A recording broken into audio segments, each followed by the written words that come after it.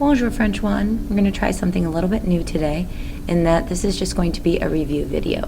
Nothing I show you today should be anything new. It's literally just everything we've been talking about through this section condensed into one short video, kind of to help you get ready for the test. So one of the first things we talked about, or one of our first learning targets, was knowing the names of your classes in French. So go ahead and fill them in along with me.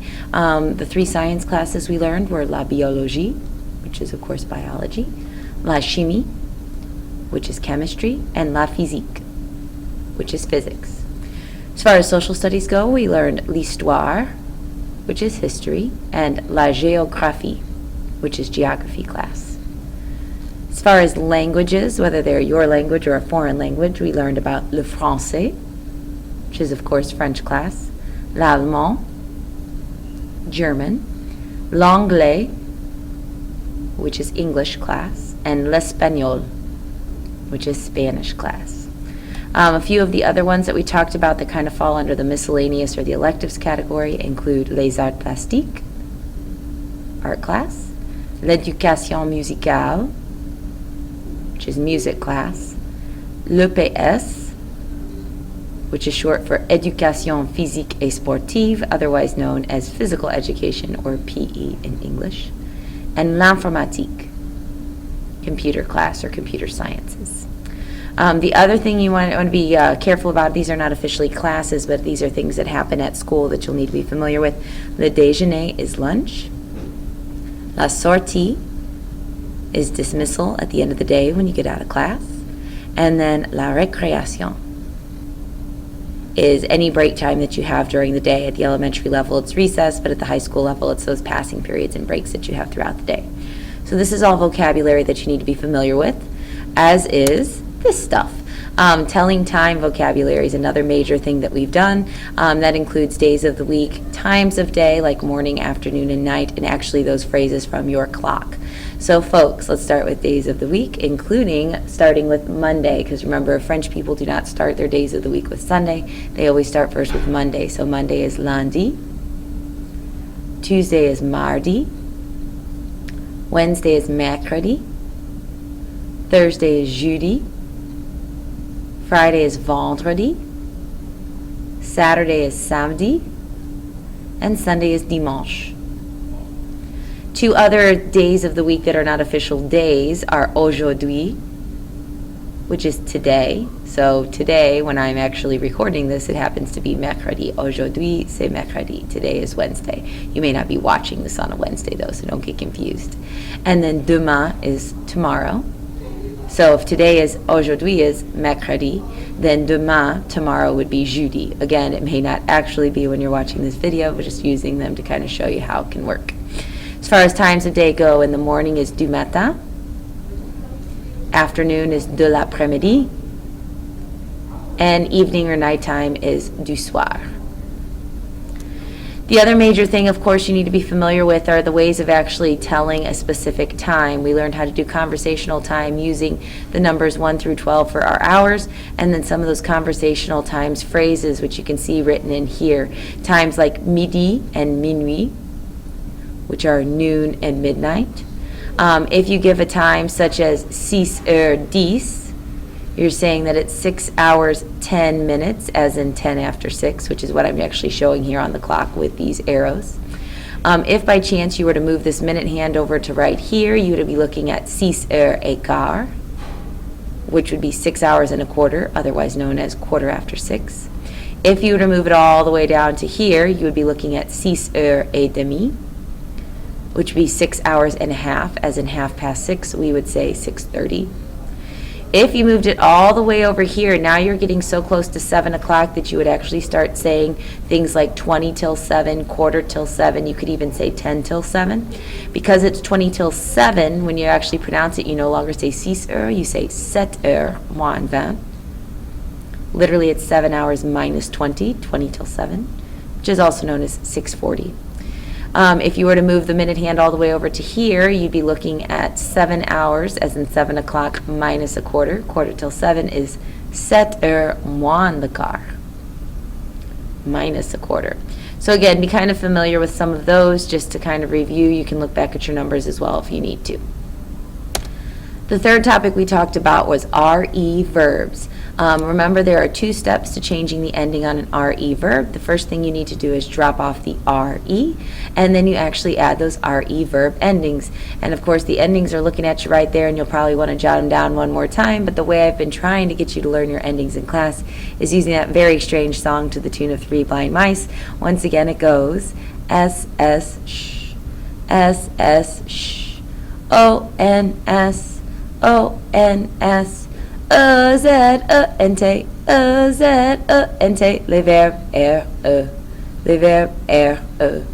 So just as a quick example here, you're going to go ahead and fill this in. If you had to do the nous form of attendre, what I've done here is exactly what those 2 steps say. I've dropped off this ER here. I noticed that nous is my subject, so I added the nous ending right up here from the chart, which is ONS. Nous attendons le bus is we wait for the bus, or we are waiting for the bus. Same thing with this next one. If we want to say they are selling their car, you take the verb for to sell and you drop off the RE, just like it says to do right here. And then when you notice that the subject is ils, when you check the chart, you'll see that the ils ending is indeed ENT. Ils vendent leur voiture is they are selling their car. And then with perdre here and L, this is one that catches people off guard. Make sure you're still following the 2 steps. You drop off the RE, which leaves you with that stem of PERD. And then when you check up here for the ending, you'll see that there is no ending. But make sure that you did indeed drop off the RE. I got a lot of people that are forgetting step 1, and they're just saying, hey, I don't have to add anything. You do have to drop the RE, and then you're right, you don't have to add anything. Elle perd son crayon is she loses her pencil, or she lose her pencil. Doesn't really make sense in the English language, but it's kind of interesting. The 4th topic we talked about was asking your opinion of classes and giving your opinion of classes. 2 ways that you can ask somebody about their classes. The first one uses the word comment. Don't forget that comment literally means how. So when you ask comment est ton cours de biologie, you're asking how is your class of biology, as in how is your biology class. Biology is underlined here because you can fill in any class you want to. Biology is just the one that I'm using as the example here. So anytime you see comment est or comment tu trouves, they're asking how is it? How do you find it to be? What do you think of it? That kind of thing. Ça te plaît literally means does it please you, as in that's their way of saying do you like it. So ça te plaît l'allemand is do you like German? Again, German is underlined here because you could put in anything at all there that you want to, but ça te plaît is another way of asking do you like it. If you do indeed like these classes and you want to say something positive, here are some of those phrases. And if you want to jot down what they mean in English next to them, you can. I would recommend doing that really throughout this video, especially for anything that you're not really familiar with.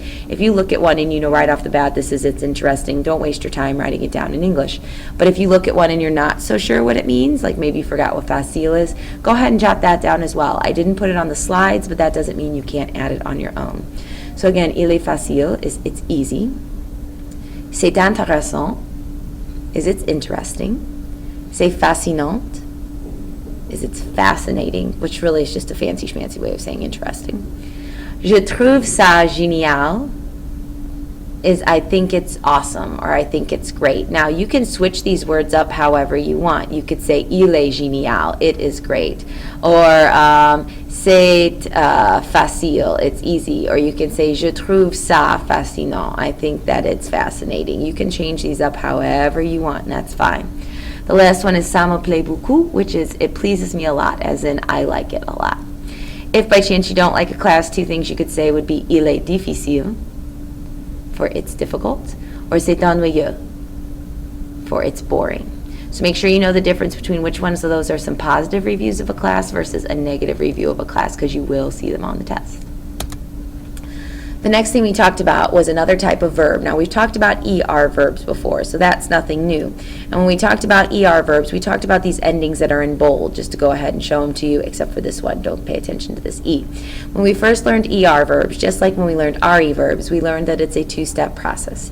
You have to drop the ER off the end of the verb, and you have to add the right ending based on the subject. Now, those endings, again, are here in bold. So for the je ending, it's E. For the tu ending, it's ES. For the il ending, it's just the letter E. For the nous ending, it's technically ONS. We'll talk about why this is here in just a minute. For the vous ending, it's EZ. And for the ils and els ending, it's ENT, which was all fine and good until I told you that I had lied and left out one itsy-bitsy little kind of detail, we'll call it. And that detail has to do with when there's a G before your ending that you're adding on an ER verb, or a C before the ending that you're adding on to that ER verb. You'll notice that none of the other forms have an issue. These are all the same: je form, tu form, il form. They follow the standard procedure of dropping the ER and adding the right ending. But what I need you to pay close attention to today, and let me go ahead and grab my highlighter here, are these news forms. The news form of a verb that ends in a GER instead of just any old other ER verb has one slight change in the news form. That is that you have to leave the letter E in there. So while normally we drop the ER and we add ONS, in the news form, so that it's not mongon and not a hard G sound, you actually have to leave the E in there. So if you find yourself writing a word and you end with a G and then you go to add your ONS, leave that E in there. Only whenever it's ending in a G, only when you're adding an ONS. Nothing else is different. Same kind of thing happens down here with the verbs that have a C before their endings. Verbs that have a C before the O and S. Again, C before an E ending, C before an ES ending. None of these other forms have an issue. It's just in the news form. And again, it has to do with, so that it's not a hard C sound, we don't want to say comment quand. So what they'll do is if there's a C before the O and S, it's not the same rule as this one. You don't leave the E in there. Instead, you add a cedille, which is that little accent mark that almost looks like a 5 hanging off the C. It's kind of hard to see here, but you add that to your C. So instead of being comment quand, it becomes commençons. So again, it's only in the news form. There's a special rule if there's a G before the O and S, and that is that you leave the E in there. And there's a special rule if there's a C before the O and S, and that is that you add the accent mark to the C. Don't confuse the rules and don't apply them all the time. Only use them in the news form. All right, we're almost done, folks.